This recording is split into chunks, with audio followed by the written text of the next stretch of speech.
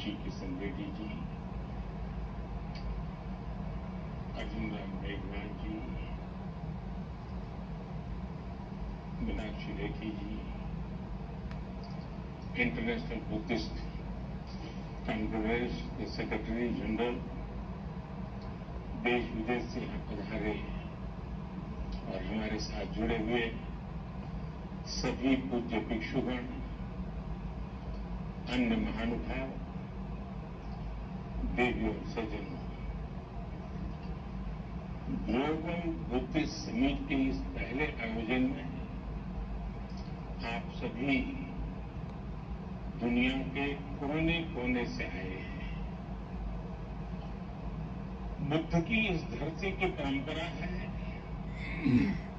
अतिथि देवो भव, अर्थात अतिथि हमारे लिए देवता के समान होते हैं। लेकिन भगवान बुद्ध के विचारों को जीने वाले इतने व्यक्तित्व जब हमारे सामने हो तो साक्षात बुद्ध की उपस्थिति का एहसास होता है, क्योंकि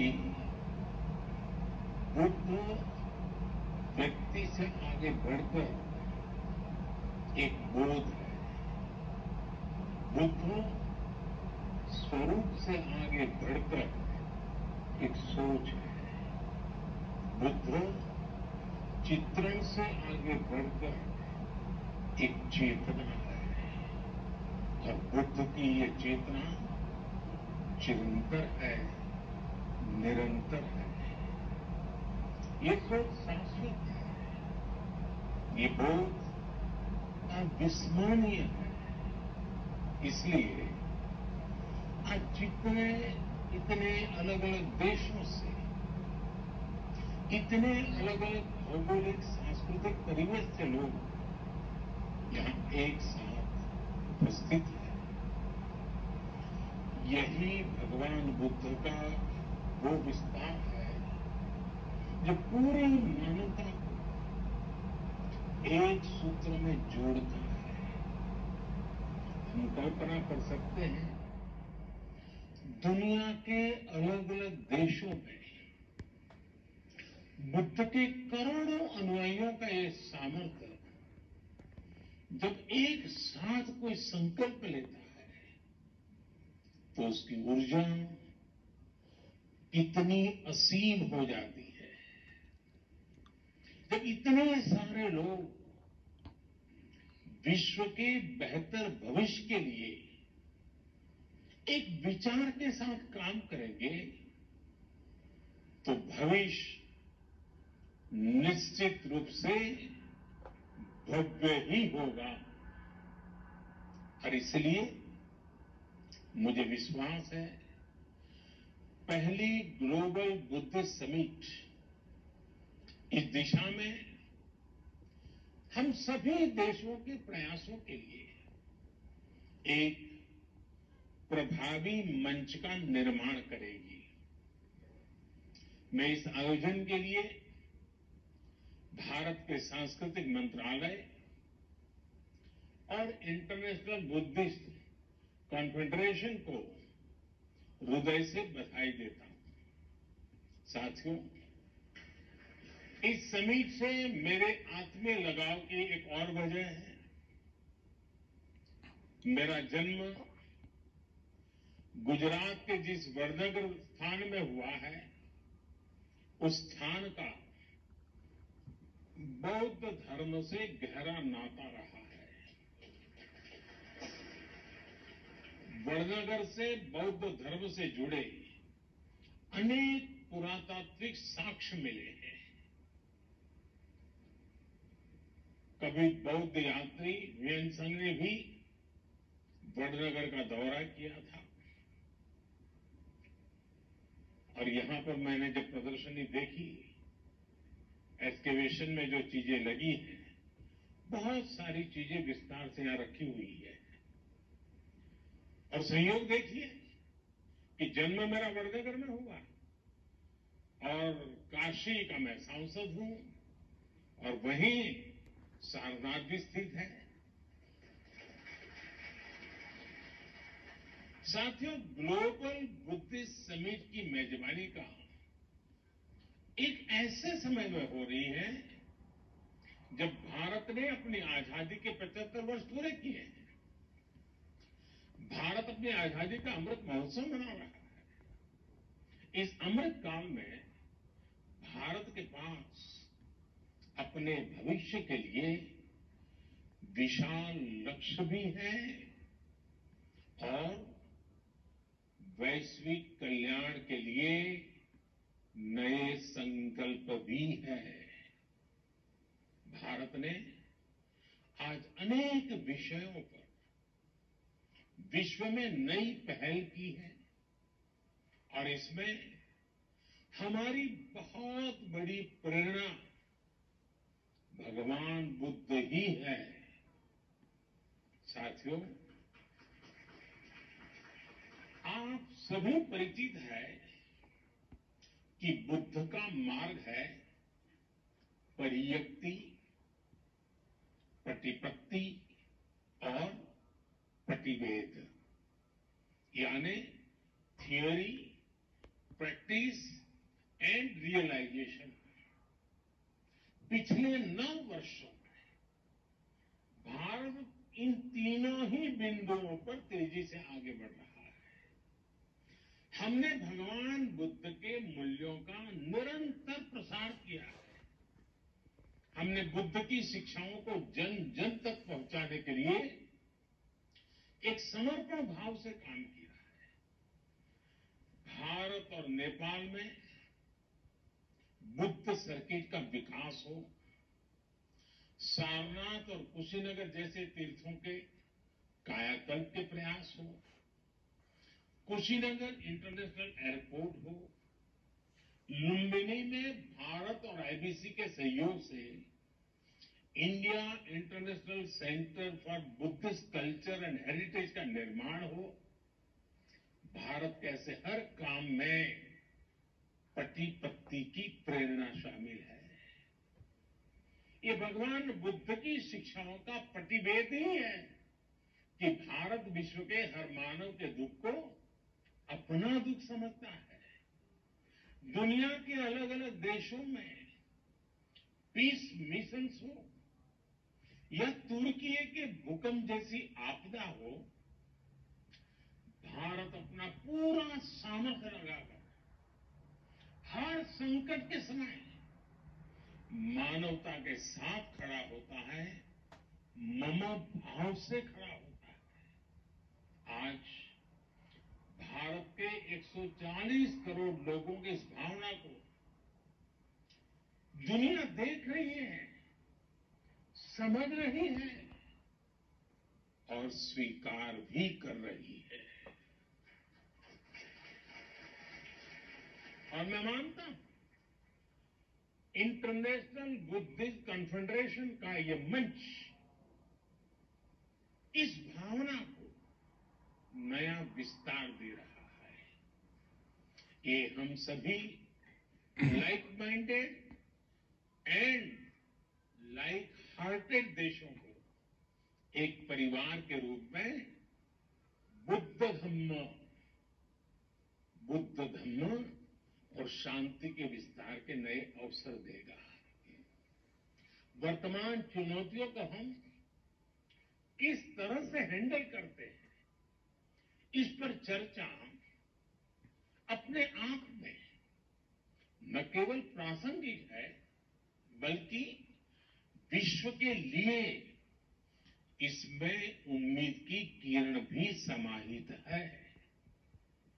हमें याद रखना है कि समस्याओं से समाधान की यात्रा ही बुद्ध की यात्रा है। बुद्ध ने महल इसलिए नहीं छोड़ा था क्योंकि उन्हें कोई कष्ट था। बुद्ध ने महल, राजसी ठाट बाट उसे इसलिए छोड़ा था क्योंकि उनके लिए उपलब्ध सब सुख सुविधाओं के बाद भी दूसरों के जीवन में दुख था। यदि हमें विश्व को सुखी बनाना है तो स्व से निकलकर संसार, संकुचित सोच को त्याग कर समग्रता का ये बुद्ध मंत्र ही एकमात्र रास्ता है।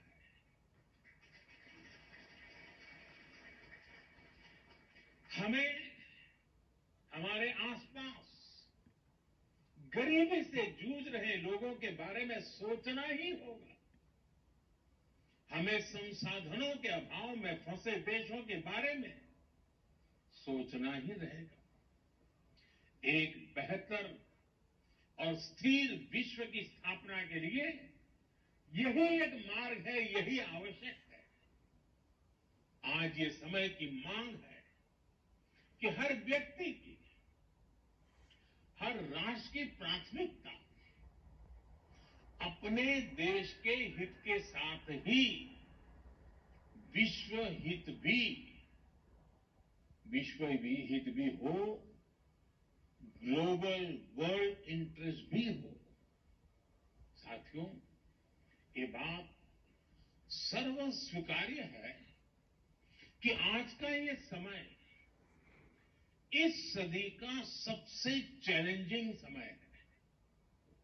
आज एक और महीनों से दो देशों में युद्ध चल रहा है, तो वहीं दुनिया आर्थिक अस्थिरता से भी गुजर रही है। आतंकवाद और मजहबी उन्माद जैसे खतरे मानवता की आत्मा पर प्रहार कर रहे हैं। क्लाइमेट चेंज जैसी चुनौती पूरी मानवता के अस्तित्व पर आफत बनकर मंडरा रही है।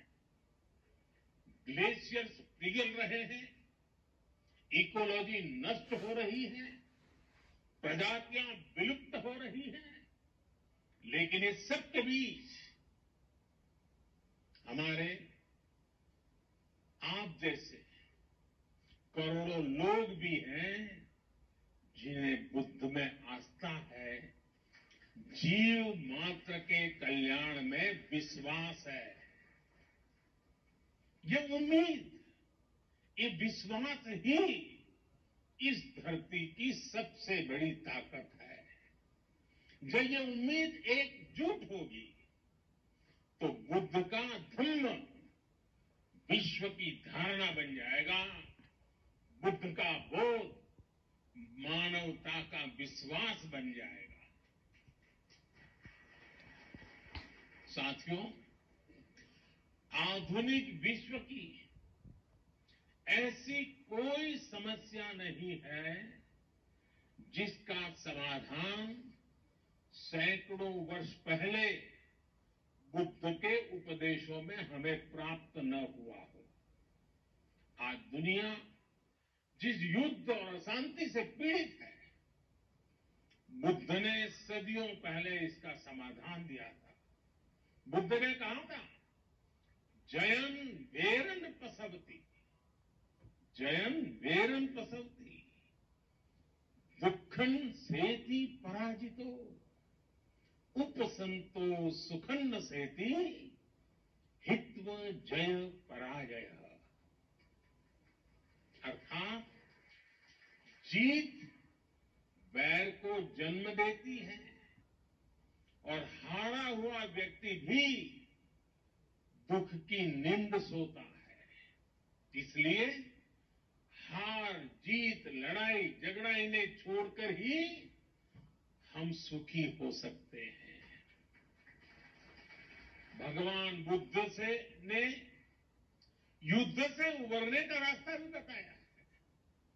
भगवान बुद्ध ने कहा है, नहीं वेरेन वेरानी सम्मंतिध उदाचन अवेरेन च सम्मंति एस धम्मो सनातनो।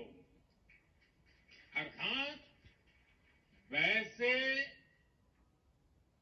बहुत बड़े कम शब्दों में बात बताई है, वैर से वैर शांत नहीं होता है, वैर अवैर से शांत होता है। भगवान बुद्ध का वचन है, सुखा संयस्य सामग्री समज्ञानम तपो सुखम। अर्थात संघों के बीच एकता में ही सुख समाहित है। सभी लोगों के साथ मिलजुल करके रहने में ही सुख है। साथियों, हम देखते हैं आज अपने विचारों, अपनी आस्था को दूसरों पर थोपने की सोच दुनिया के लिए बहुत बड़ा संकट बन रही है। लेकिन भगवान बुद्ध ने क्या कहा था?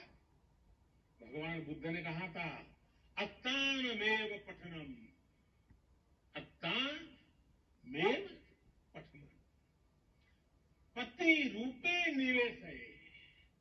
यानी कि पहले खुद सही आचरण करना चाहिए, फिर दूसरे को उपदेश देना चाहिए। आधुनिक युग में हम देखते हैं कि चाहे गांधी जी हो या फिर विश्व के अनेक लीडर्स, उन्होंने इसी सूत्र से प्रेरणा पाई। लेकिन हमें याद रखना है, बुद्ध सिर्फ इतने पर ही नहीं रुके थे। उन्होंने एक कदम आगे बढ़कर कहा था, अपदीपो भव। यानी ये जो आगे का वाक्य है वही तो सबसे बड़ा आधार है, अपदीपो भव। यानी अपना प्रकाश स्वयं बनो। आज अनेकों सवालों का उत्तर भगवान बुद्ध के इस उपदेश में ही समाहित है।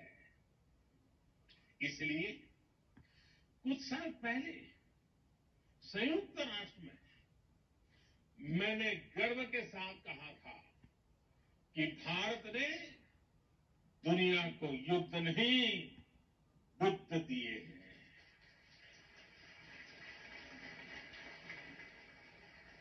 जहां बुद्ध की करुणा हो वहां संघर्ष नहीं, समन्वय होता है। अशांति नहीं, शांति होती है। साथियों, बुद्ध का मार्ग भविष्य का मार्ग है, सस्टेनेबिलिटी का मार्ग है। अगर विश्व बुद्ध की सीखों पर चला होता तो क्लाइमेट चेंज जैसा संकट भी हमारे सामने नहीं आता। ये संकट इसलिए आया क्योंकि पिछली शताब्दी में कुछ देशों ने दूसरों के बारे में, आने वाली पीढ़ियों के बारे में सोचना ही बंद कर दिया। दशकों तक वो ये सोचते रहे कि प्रकृति से इस छेड़छाड़ का प्रभाव उनके ऊपर नहीं आएगा। वो देश इसे दूसरों के ऊपर ही डालते रहे।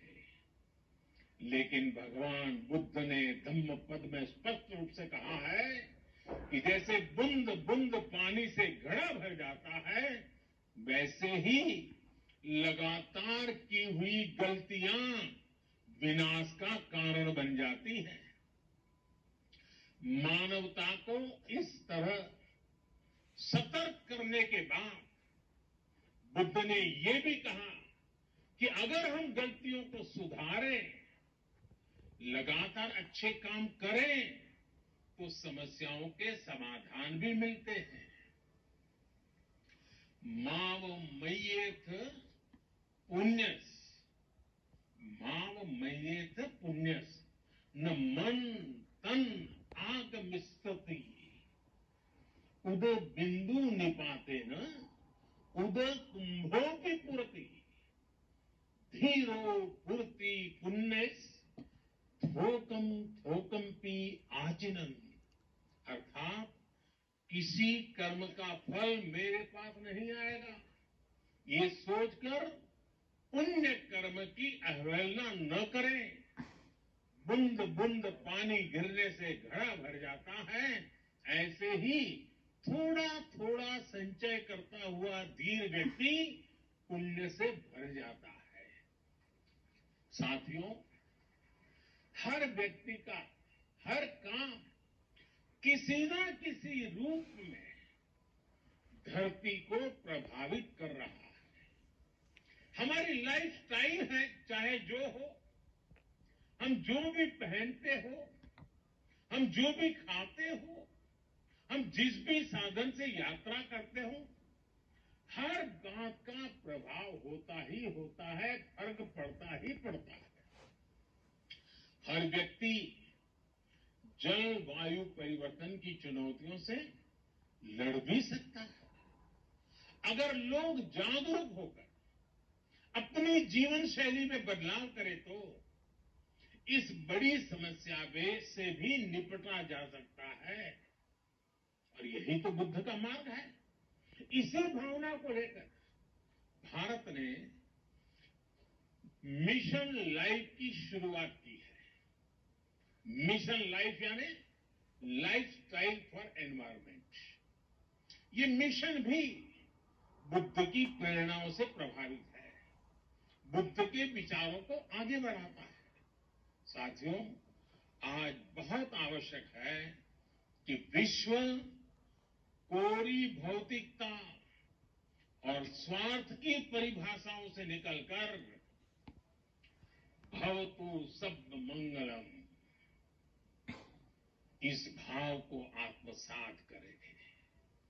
बुद्ध को केवल प्रतीक नहीं बल्कि प्रतिबिंब भी बनाया जाए, तभी भवतु सब मंगलम का संकल्प चरितार्थ होगा।